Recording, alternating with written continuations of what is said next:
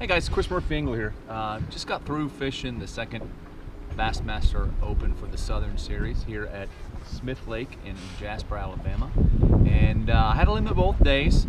Just never was really on big fish, but you know, 2 limits, 2 straight days on a place like this that I've never seen before. I'm extremely happy with it. I'm extremely pleased and proud of. It's a tough lake, but the guys that did whack them did pretty well. I wanted to share with you real quick the stuff that I was using and how I was successful on this lake today, or over this tournament.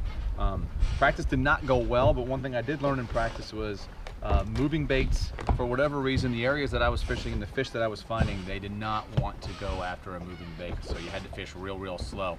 So I caught them pretty much doing 2 things: flipping a structure bug or throwing a finesse jig with a rage chunk trailer on it and just going as slow as I possibly could, and they'd kind of pick it up and start running with it. My first setup, and this is the one that I caught 90% of my fish with, is the Orochi from the JC Pro Angler series from JB Custom Rods. I threw it off a Quantum Tour MG 7-to-1 ratio, 17-pound test fluorocarbon, and the Strike King finesse jig with a blue craw rage chunk trailer. And it had a real nice profile going through the water, had a lot of movement, just kind of hopped it back, kept it to the bottom. And if you're fishing shelves, okay, you're throwing up, you're standing in, your boat's going to be in about 30 feet of water, and you're throwing up to the shore that's only about, I don't know, 20 yards away, and you're letting it bounce off that shelf, and as it's going down, it hits that secondary shelf. That's where those fish were staging today, both largemouth and spotted bass. The other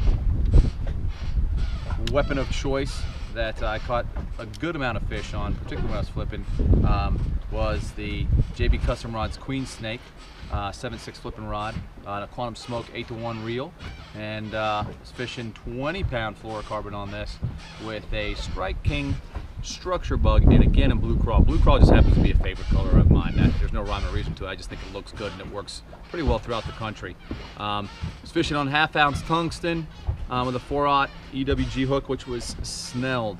Again, this was for buckbrush, and there was so much wind and so much pollen out here that a lot of these pockets would have just piles and piles of pollen and debris all on top of it. It was like punching mats down in Florida. So if you tried to go anything less than a half, it wouldn't get through.